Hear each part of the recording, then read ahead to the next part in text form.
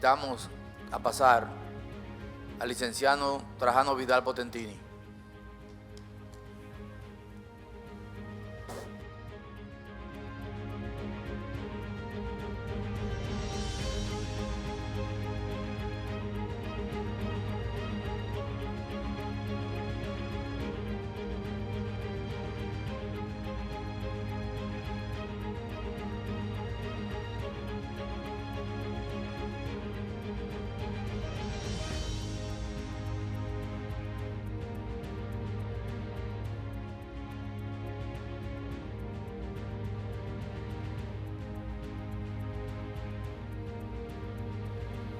Licenciado, buenas tardes, bienvenido.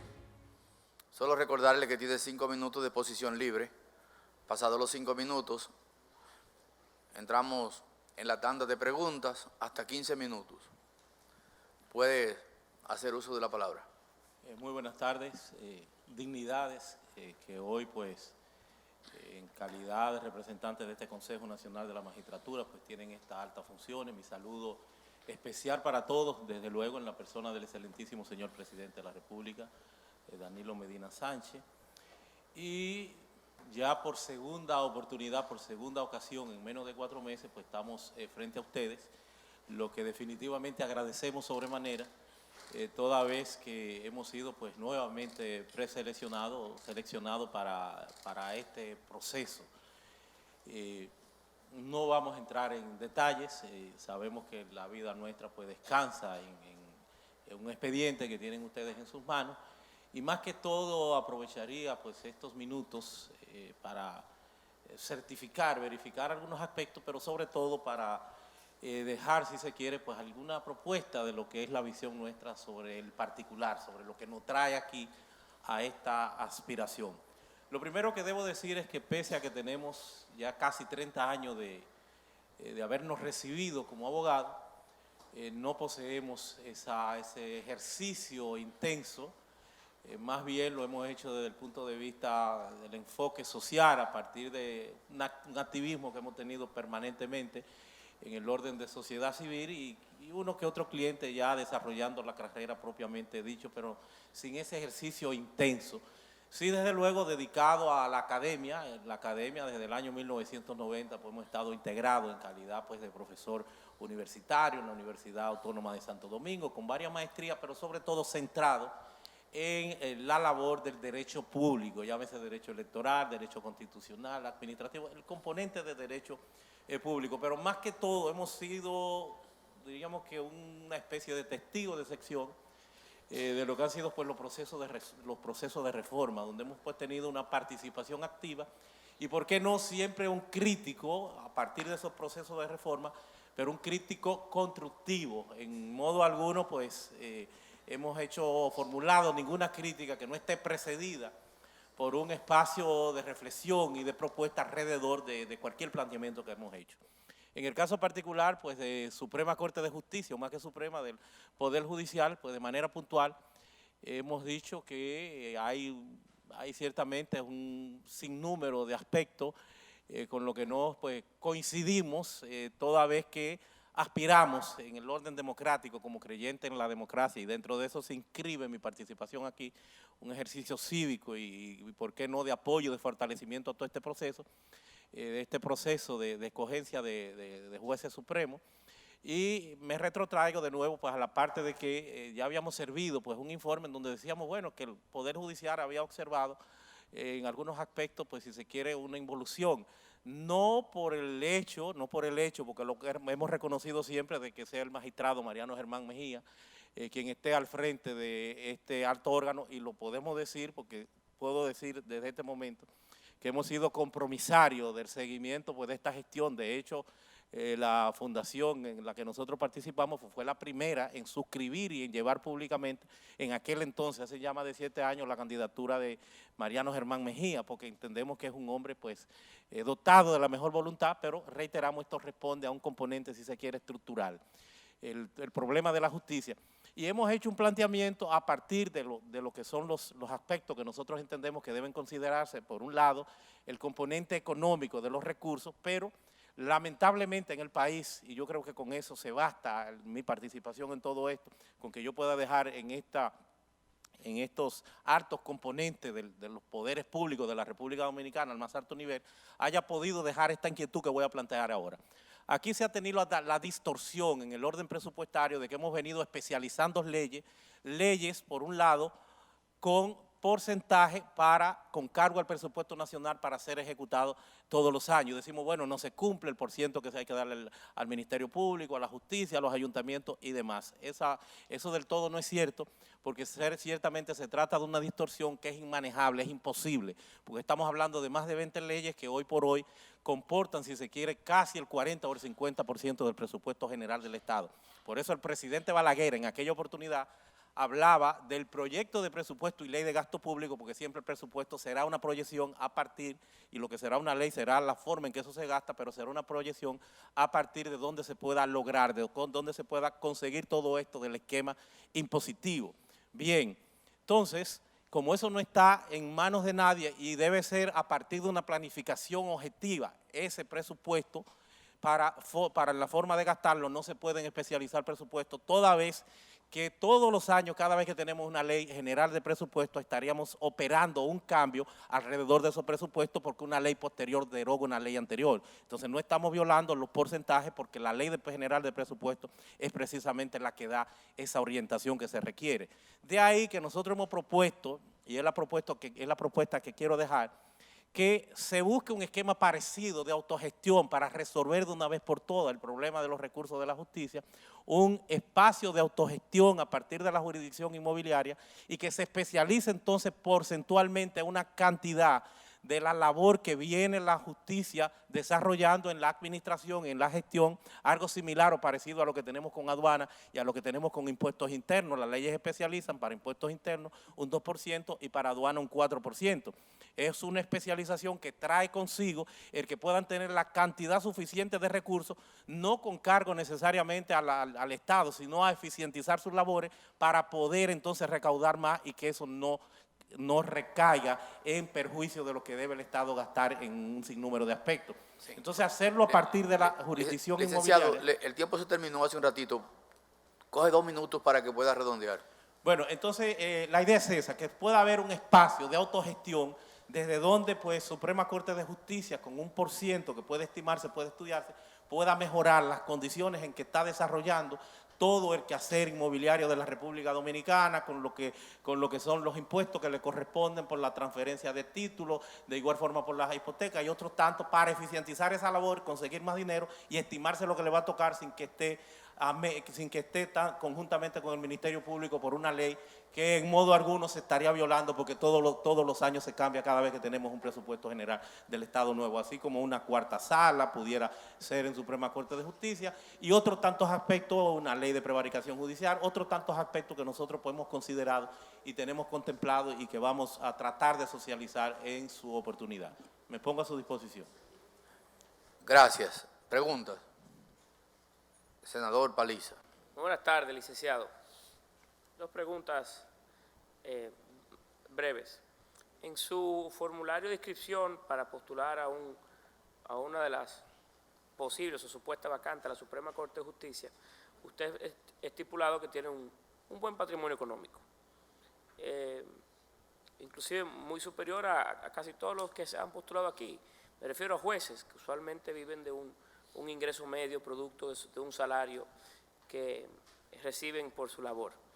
Me pregunto, ¿por qué dejar ese ejercicio privado, que le ha dejado una buena remuneración económica, para ir a la Suprema Corte de Justicia a recibir o a tener un ingreso inferior? Esto sí, porque si la vocación fuera exclusiva de participar en la acción en la impartición de justicia, quizás hubiese entrado hace mucho tiempo a la carrera y hubiese hecho un recorrido. ¿Por qué el interés particular de dejar la vida privada exitosa a involucrarse en el sector público en una labor como esta?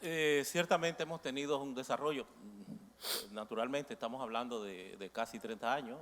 Hemos tenido librería. De hecho, puedo aprovechar la oportunidad, a usted en particular, pues darle las gracias, porque le recuerdo pues que siempre fue una persona que nos apoyó, y compraba libros en grandes cantidades, estuvo preocupado siempre, y lo recuerdo pues en nuestra librería.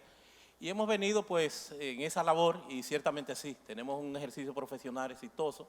Somos además director de la Escuela Nacional de Abogados, del Colegio de Abogados, director de Educación, y tenemos también una oficina de abogados. No obstante, reconozco y creo que no he tenido la visión adecuada, pese a que recuerdo a mi profesor, el presidente del Senado, Reinaldo Pared Pérez, ya hace bastantes años, que en una ocasión, en una visita a mi librería, pues me decía, le preguntaba yo, que lo veía interesado en algunos libros de ciencias políticas y derecho constitucional, le decía, profesor, ¿y por qué va a dejar la academia?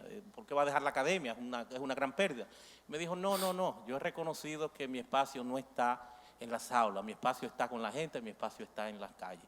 Tal vez debí esas palabras, aprovecharlas y que me sirvieran de motivación y meterme a la parte política, porque yo quiero estar donde se producen las transformaciones, donde yo puedo aportar por mi país, por la República Dominicana, y las transformaciones solamente se dan desde el componente político, desde una alta función, que es lo que me lleva a mí a contemplar, a pensar, porque ciertamente tengo que evaluarlo. Es mucho lo que tendría que perder, porque son muchos los aspectos que tendríamos que dejar, que tendríamos que sacrificar, pero lo haríamos con gusto porque queremos aportar por nuestro país. Licenciado, de igual forma usted preside una fundación muy pública porque se involucra en asuntos de diferentes índoles, sobre todo vinculado al tema de la institucionalidad, hasta los propios legisladores, usted en algún momento, la fundación me refiero, los ha evaluado en relación a su desempeño, que tengo diferencia con la lógica que utilizan, pero no importa. Sin embargo, también conocemos la participación de su fundación en otros asuntos que no son propios del fortalecimiento institucional, lo hemos visto inclusive hasta en temas privados y comerciales. Me pregunto, la agenda de la fundación, ¿cómo se establece? ¿Quién la diseña? ¿Y cómo está compuesta la fundación, más allá de usted que la preside, que es la figura más preponderante, entiendo, ¿verdad? Bueno, asumo que cuando hace referencia al componente de los temas comerciales, eventualmente pudiera ser la autogestión que hacemos, concursos, con la venta de libros que tenemos. Por ejemplo, estamos trabajando, que saldrán al mercado ya 2 tomos en el orden del derecho electoral, hemos trabajado medio ambiente, hemos trabajado ley de lavado de activos, hemos trabajado sobre todo profundamente el componente constitucional. Asumo que se debe tratar de esa parte, porque fuera de ahí pues no conocemos de corte comercial en qué pudiera estar inmersa o involucrada la Fundación Justicia y Transparencia, que tiene ya, pues diríamos que casi unos 20 años, bueno, más de 15 años, dedicada a la labor que desde la sociedad civil, sobre todo una labor crítica, porque se trata de un grupo de presión que por eso, evidentemente que no podrá pues nunca tener necesariamente esa coincidencia con algún aspecto. No solo esa parte, sino que también como fundación, pues en algún momento pues también encarnamos en la República Dominicana, en lo que fue el 2014 al 2017, lo que es el mecanismo independiente de evaluar el Estado en los temas de gobierno abierto. En los temas de gobierno abierto, donde rendimos ya algunos informes alrededor de la labor del Estado referente a la parte de la tecnología, a la parte de rendición de cuentas, a la parte de transparencia y sobre todo a la parte de participación ciudadana. Incluso una de las recomendaciones que hicimos pues, fue el componente que tenemos en la actualidad con lo que sería la República Digital. O sea, fue de ese informe que salió en principio, no necesariamente no podemos decir que fuera la motivación de Estado que llevó a eso, pero fueron una de las consideraciones que hicimos y agradecemos entonces que esté esa parte. Lo cierto es que tenemos una dilatada labor trabajando a partir de la Fundación Justicia y Transparencia, donde recibimos también del Estado Dominicano unos 125,000 pesos mensuales por concepto del presupuesto general del Estado, y fuera, que creo que son a las actividades de carácter comercial que se refiere, cuando vendemos también leyes, el libro, y tenemos pues en todo el territorio nacional tenemos la organización. No se trata, pese a que yo soy por la figura más preponderante, hacemos énfasis en un grupo que tenemos de jóvenes porque tenemos que ir preparándolos, y otros miembros que participan, que están activamente, amén también de un sinnúmero de comisiones que trabajan en los procesos de reforma, en todo lo que estamos inmersos, en todo lo que estamos involucrados, donde evidentemente le damos al tema judicial, al tema de transparencia le damos pues un carácter prioritario. Procurador. Gracias, señor presidente. Me gustaría que tratara un tema desde el punto de vista netamente jurídico sobre la ley de lavado de activos, su parecer, cómo va la implementación y retos que tendría de ser escogido como miembro de la Suprema Corte de Justicia, como juez, para su implementación. Sí, la primera parte es la ley de lavado de activos, una ley que hemos calificado en algún momento de terrible, una ley dura, una ley difícil, una ley que es producto de compromisos que ha asumido el país por efecto de que somos una aldea global, no la República Dominicana, sino en lo que se ha convertido el mundo, y estamos atados precisamente a esa conexión en el orden internacional como miembro del Grupo de Acción Financiera Internacional, y desde luego tenemos que marchar de la mano en relación a este delito, porque no se trata de un delito estricta y exclusivamente de la República Dominicana, sino que el mismo hay que verlo con esa cosmovisión que supone entonces la delincuencia, el crimen organizado, pero en el ámbito internacional.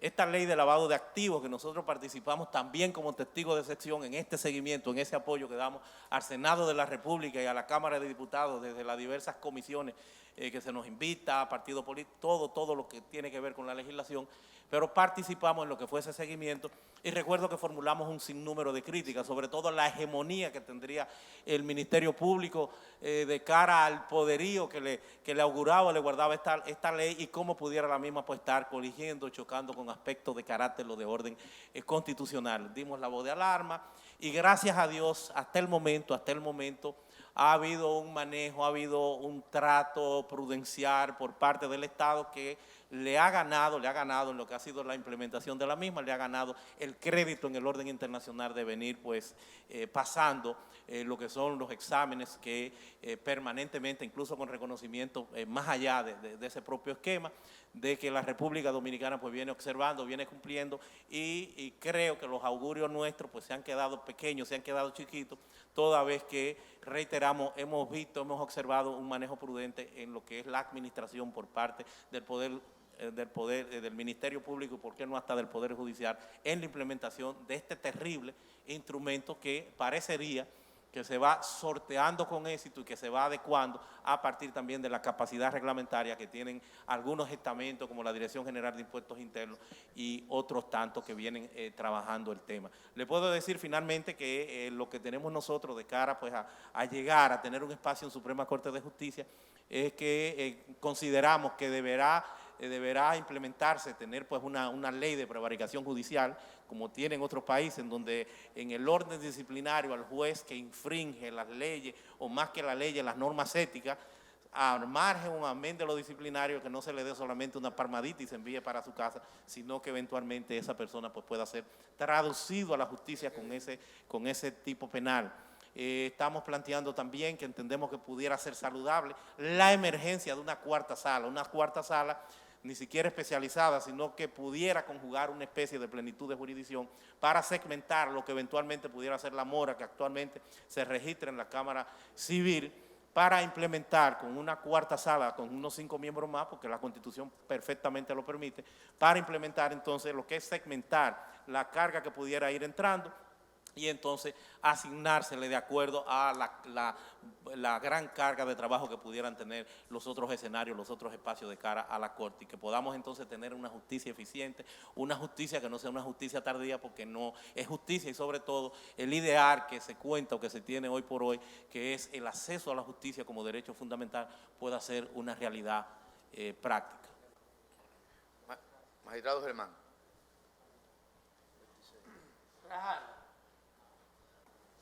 A mí me preocupa un punto. La transparencia y la justicia no son incompatibles. En eso no tengo ninguna duda.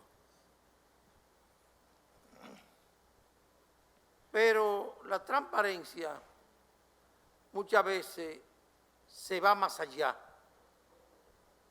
de la verdad.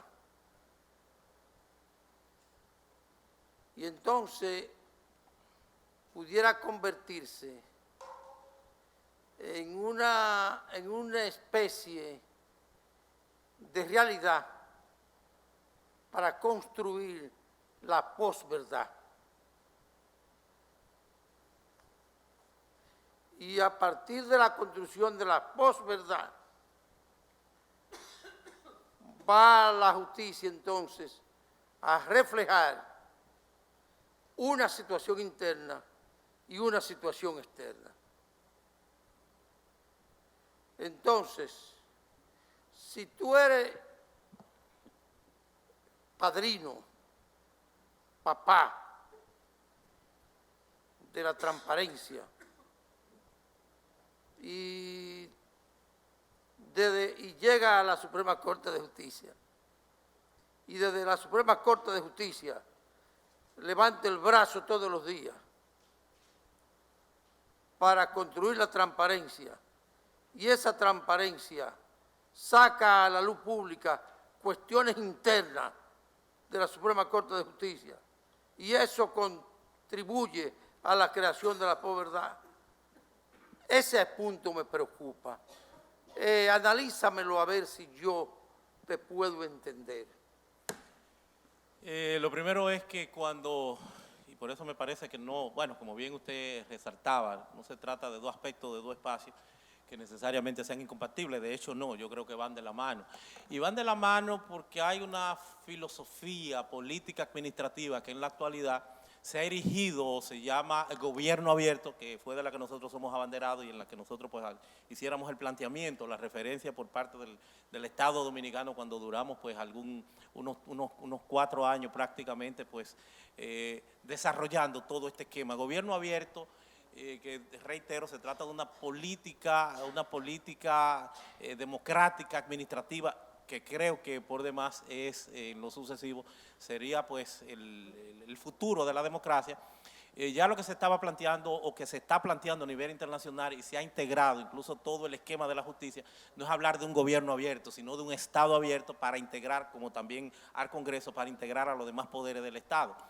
Y esto supone, en mi caso, con ese conocimiento, con mi experiencia de ya unos 30 años ya de profesional del derecho, eso supone y me lleva a mí a considerar como hombre de Estado, que creo que son de las cosas que he venido apreciando, de que una cosa es sociedad civil como sociedad civil afuera y otra es como magistrado. Como magistrado el juez habla por sentencia, el juez está sometido a un sinnúmero de aspectos, por eso coincido con el consejero y senador Paliza cuando hace referencia, bueno, pero este aspecto, ¿qué tú entiendes de eso? No, yo sé el sacrificio que supone y yo sé a lo que iría a Suprema Corte de Justicia de cara a lo que son esas responsabilidades, a no entorpecer lo que es la labor jurisdiccional por lo que pudiera ser un protagonismo, por lo que pudiera ser mi laborantismo como sociedad civil. Una cosa es sociedad civil, que es un espacio que hemos madurado y que hemos venido trabajando, del que de hecho pues ya entendemos que hemos jugado, que hemos cumplido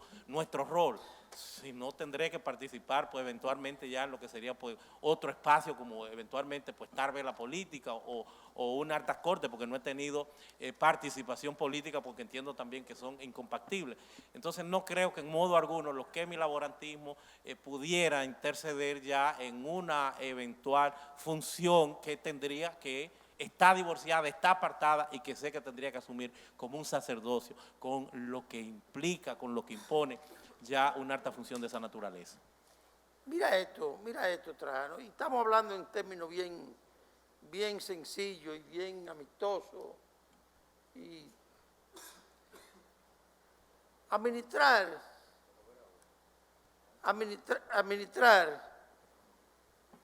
un poder judicial es administrar una guerra. Es una guerra donde en esa guerra permanentemente muere el 50% de los que intervienen y se sabe el 50%. ¿Por qué? Porque unos ganan y otros pierden. Entonces se muere de los que participan en la guerra, que son los litigantes, uno el 50% gana y el 50% pierde. En una guerra, entonces, administrar un poder judicial es administrar una guerra. Y el 50% muere. Y el 50% vive. Y entonces, los que administran la guerra son a la vez guerreros.